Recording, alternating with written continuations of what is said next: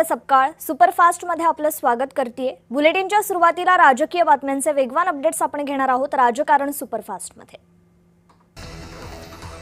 खासदार पार्थ पवार आणि कायनाथ धर यांचा साखरपुडा पार पडलाय। शरद पवार, सुनील तटकरे, रेवती लाखनी, विक्रम काकडे पार्थ पवारांच्या साखरपुड्यासाठी उपस्थित होते।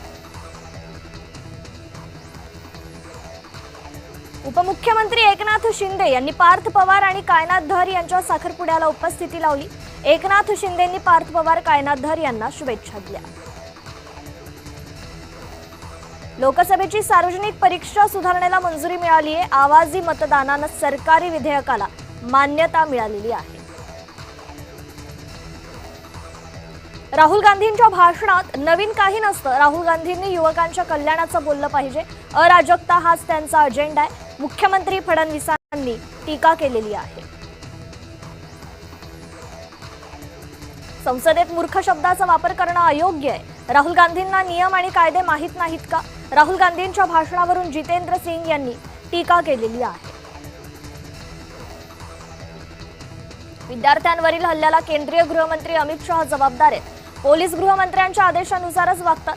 विरोधी पक्षनेते राहुल गांधींनी अमित शहांवर टीका केलेली आहे। शरद पवारांसोबत कोणतीही राजकीय चर्चा झाली नाही। आमच्या भेटीला राजकीय वळण देऊन फाटे फोडण्याचं काम करू नये। शरद पवारांची भेट घेतल्यानंतर दिलीप वळसे पाटलांनी वक्तव्य केलेलं आहे।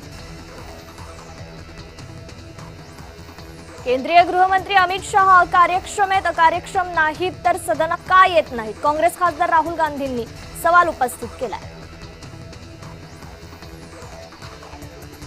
डिलिमिटेशनचं विधेयक आणण्यासाठी खासदार फोडले जात आहेत। खासदार वाढवण्यापेक्षा युवकांच्या रोजगारांच्या संधी वाढवा। उद्धव ठाकरेंनी एकनाथ शिंदेंवर टीका केली आहे। मनसे नेते संदीप देशपांडेंनी मुंबई पालिकेला खेळण्यातील इनोव्हा गाड्या पाठवल्यात। पालिकेच्या वाहन खरेदी निर्णयावरून मनसेनं उपरोधिकपणे खेळण्यातील गाड्या पाठवल्यात। चांगल्या लोकांनी राजकारणात यायलाच हवं। दलपती विजय यांच्या राजकारणावर सोनू सूद यांनी प्रतिक्रिया दिलेली आहे। भाजप सरकार शेतकरी विरोधी आहे। स्मार्ट मीटर लावून शेतकऱ्यांच्या खिशातून पैसे काढण्याचं काम हे सरकार करते। काँग्रेस नेते नाना पटोलेंनी सरकारवर टीका केली आहे। अमित शहांना जावं लागेल। राहुल गांधींकडून अमित शहांची राजीनाम्याची मागणी आहे। अमित शहांच्या हकालपट्टीची पंतप्रधान मोदींकडे मागणी करणार असल्याचं राहुल गांधींनी वक्तव्य केलेलं आहे। हर्षवर्धन सपकाळ यांनी चुकीच्या व्यक्तीकडे बोट दाखवलंय, त्याचे परिणाम त्यांना भोगावे लागतील। भाजप आमदार अभिमन्यू पवार यांनी वक्तव्य केलंय।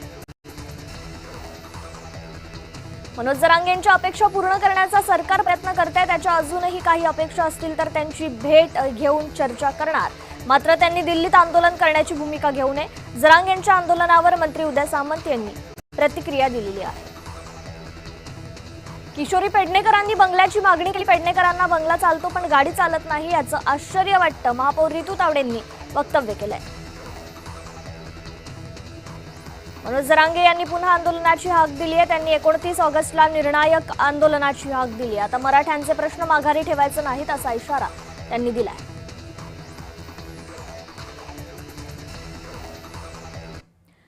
आणि आता शहरातील बातम्यांचे वेगवान अपडेट्स घेऊयात।